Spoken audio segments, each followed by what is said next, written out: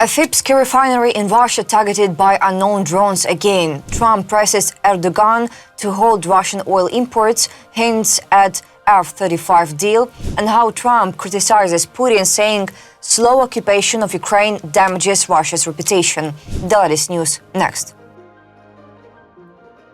US President Donald Trump has stated that the slow pace of Russia's occupation of Ukraine, despite large-scale bombardments of Ukrainian cities, is damaging Russia's reputation. He has stressed that the action of Russian dictator Vladimir Putin have led to significant human losses and destruction, but have not brought the end of the war any closer, reported by Trump speaking to journalists at the White House. Trump once again expressed his disappointment with Putin's actions. He believes Russia conducts large-scale strikes on Ukrainian cities and civilian infrastructure, yet its territorial gains remain minimal. I'm very dissatisfied with what Russia is doing and what President Putin is doing. I haven't liked it at all. He's killing people for no reason whatsoever, and they are doing very poorly considering they have put it all out on the line. Their economy is going to hell. Trump added that the war launched by the Kremlin is dragging on and has entered its fourth year. Despite the heavy bombing, Moscow has managed to seize very little territory and has even suffered losses. They're bombing the hell out of everything, and they're picking up very little territory, if any. In fact, they're losing some territory. So I think it's been very bad for the reputation of Russia. Trump emphasized that this war should have been over. In his view, if it were a US war, he would have ended it in 1 week. You see what they've taken now. The last month, they've taken very little. And you've been reporting on all the bombing, all the drones all over the place. 900 drones coming into certain areas like Kyiv in one night. And with all of that work, they've taken over very little. So I'm very disappointed in President Putin. Yes, President Donald Trump wants to pressure Turkey to stop buying Russian oil, using the country's potential return to the F-35 fighter jet program as leverage, informs Bloomberg. At yesterday's meeting at the White House, Trump urged Turkish President Recep Erdogan to reduce energy purchases from Russia. He stated that he might consider allowing Turkey to rejoin Lockheed Martin Corp's F-35 fighter jet program. Trump also pressured Erdogan to take a more active role in influencing Moscow to stop the war in Ukraine. Quote, "I will be able to easily, if I want. We may do that," the US leader said regarding the possibility of Turkey rejoining the F-35 program. He emphasized that the decision depends on Ankara's actions. Turkey between the US and Russia. Turkey needs US military and diplomatic support. Investors consider its role in the Western alliance critical for the development of the Middle East's largest economy. Resolving long-standing disputes could strengthen NATO, especially amid rising challenges from Russia and Trump's efforts to reduce tension in the Middle East, where Israel continues its war against Hamas.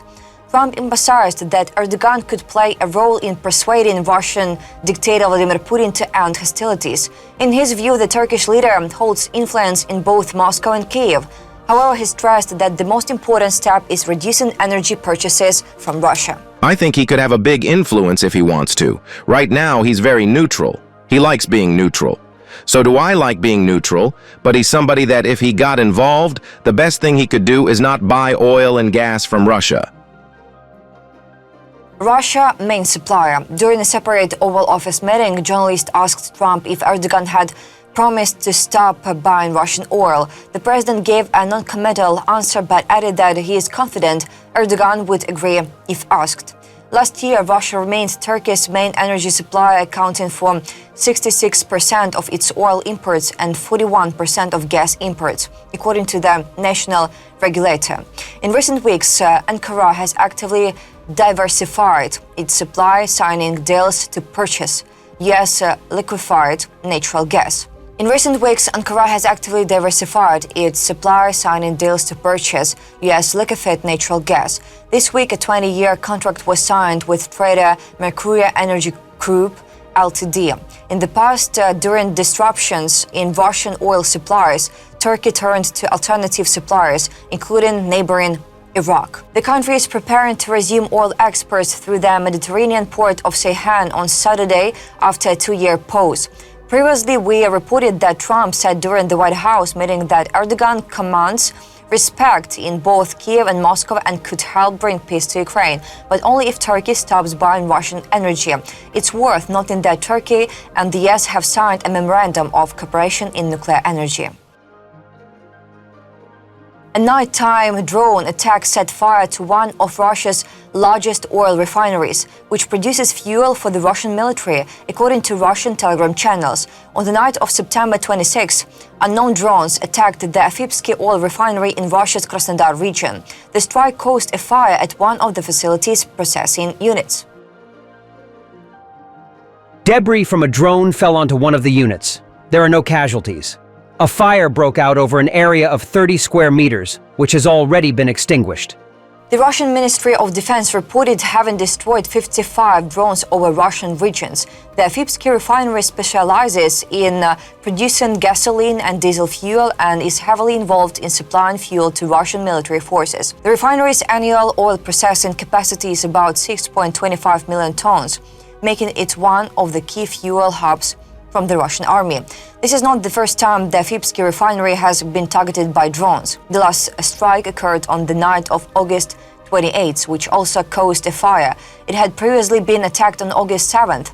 On February 10th, 2025, the Afipsky refinery was targeted by Ukrainian drones. At the time, Andriy Kovalenko, head of the Center for Countering Disinformation, said that the refinery is one of Russia's key facilities, playing a strategic role in fueling military equipment, especially in the southern regions. Earlier, RBC Ukraine reported that Ukraine resumed strikes on Russian refineries and oil pipelines in the summer of 2025, after Russia violated an unannounced moratorium on mutual attacks on energy infrastructure. According to Reuters, estimates these strikes have disabled facilities accounting for at least 17% of Russia's oil refining capacity, or 1.1 million barrels per day. Europe cannot end the war in Ukraine on its own. The United States and NATO must share responsibility, according to European Foreign Policy Chief Kaja Kallas. She notes that the position of US President Donald Trump is of particular importance. He was the one who promised to stop the killing, Kallas says. Her words came amid an unexpected change in Trump's rhetoric on the war between Russia and Ukraine. Trump's statements and Europe's reaction. This week, Trump said he believes Ukraine is capable of fighting and returning all its territories to their regional form. He added that this is possible with the support of the Europe and NATO, which can do whatever they want with American weapons. Although many European politicians welcomed the more positive statements, some experts cautioned that Trump may be planning to reduce US involvement and shift responsibility to allies. There is no NATO without the US. America is the greatest ally in NATO.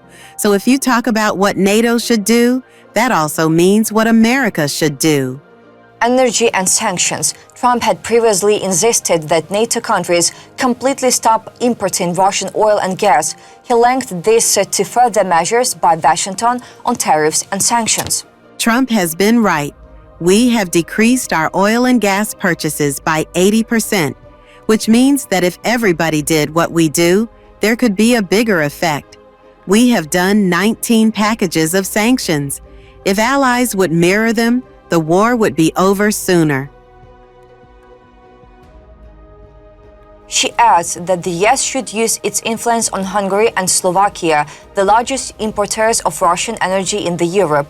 Kallas welcomes Trump's recent conversation with Hungarian Prime Minister Viktor Orban. Negotiations with Moscow and threats in Europe. American diplomats have stated that sanctions could complicate negotiations with Russia. However, according to Kallas, Moscow is not approaching them in good faith. I understand what the Americans are saying. They don't want to put pressure on Russia so as not to close channels of communication. But all these gestures of goodwill only lead to escalation. Putin is taking advantage of this. Meanwhile, Europe is concerned about new incidents in its airspace. Russian drones and aircraft have violated borders, and unidentified drones have been spotted over airports in Denmark. Putin is testing us, checking how far he can go. He wants to see our reaction, Kallas said. Reparations from Russia. Kallas also called for frozen Russian assets to be used to help Ukraine. This issue will be discussed by G7 finance ministers on October 1st. I understand what the Americans are saying, that they can't put pressure on Russia because that would close the communication channels that they have with Russia, and they are the only ones mediating this. Trump said that Ukraine could regain all its occupied territories with the support of Europe and then go even further.